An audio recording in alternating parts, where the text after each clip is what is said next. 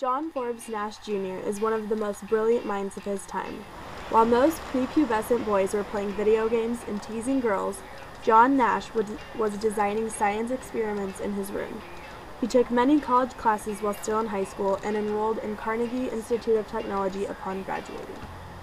On a scholarship, he studied chemical engineering and chemistry, but soon changed to mathematics.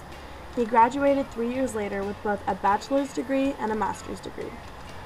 Although Nash was accepted by Harvard University, he attended Princeton because of an offer for the John S. Kennedy Fellowship. He earned a doctorate in 1950 for a 28-page dissertation on non-cooperative games.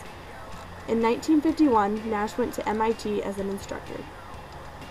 While teaching at MIT, Nash met Alicia Lopez Harrison de Larde, a physics student from El Salvador.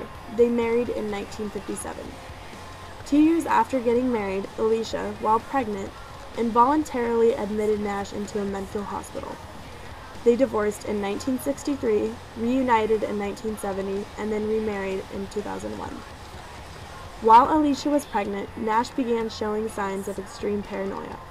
He believed that there was an organization of men who wore red ties that were trying to kill him. He wrote letters to foreign embassies in Washington, D.C. in an attempt to warn them that these men were declaring a world government. While committed, he was diagnosed with paranoid schizophrenia and mild clinical depression. After released, Nash resigned from MIT, went to Europe, and tried to renounce his U.S. citizenship. He was deported back to the United States upon his arrest by the French police. In 1961, Nash was committed a second time to the New Jersey State Hospital at Trenton and was in and out of psychiatric hospitals for the next 9 years. Throughout his lifetime, Nash has been recognized for many different accomplishments.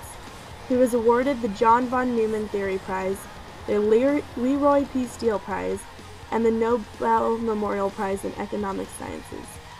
At 81 years old, John Nash still continues his research in hopes of achieving something valuable in his current studies.